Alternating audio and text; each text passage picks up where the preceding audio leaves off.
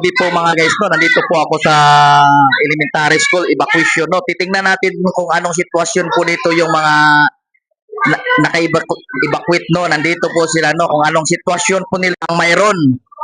Ayan. Ma'am, konting interview lang po, ma'am, kasi talagang kawawa naman na ma'am. Hindi ka lang doon muna. Ayaw pa ni ma'am, napatawa ko si ma'am. Ito muna, ma'am, anong masasabi niyo, ma'am? Nandito na po kami sa school kasi binaha po kami at saka yung mga bahay po namin wala na po bubong. Binagyo po kami ng signal number po. Sana matulungan ninyo kami kahit konti kasi ibili namin ng hero. Nagpasalamat din ako kay Kapitan Walter Audeb. Kasi pinalipat kami sa school. Thank you. Salamat sa Diyos. Okay, maraming salamat ma'am sa interview, no. Ito naman interview natin tong iba, no, nandito nakaupo habang nakaupo. Tanong ka kasi anong tanong mo? Ma'am, anong masasabi mo, ma'am, sa sitwasyon mo rito? Magandang gabi po sa inyo lahat. Sana po sa mga nakakapanood po nito ay mabigyan nyo kami ng tulong. Dito po kami sa evacuation ngayon. Kami po ay nangangailangan ng tulong. Okay po, sa may mga busilak diyan na kailangan daw ng tulong dito po. Tatanungin natin 'tong isa. Madam, ano masasabi niyo, madam? Alika, madam. Medyo nahiya po, madam. Ito na lang. Nahiya. Umiiyak po kay na problema. Wala na po bubong yung bahay namin sa Baguio.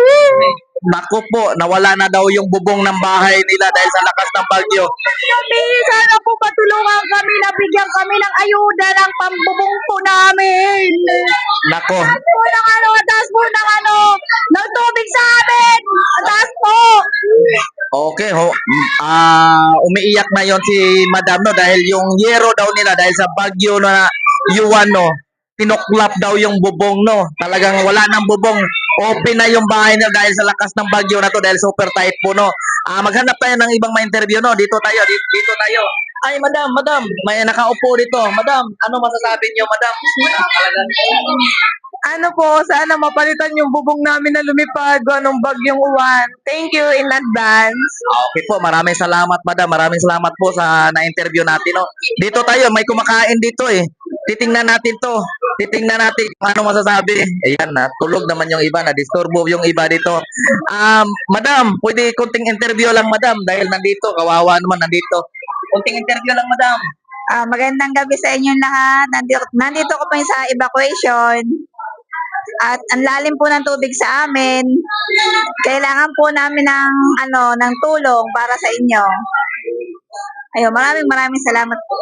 Okay, maraming salamat po, no. Talaga nang hingi sila ng tulong, no. Nandito sa evacuation mga guys, no. Talagang kung sino may mga busilak na diyan, puso, kailangan natin tulungan. Kita no, nakatulog na yung iba eh. Tingnan mo, talagang pagod yan dahil sa bagyo na to, no. Ito mga guys, no. Hanggang dito na lang mga guys, no.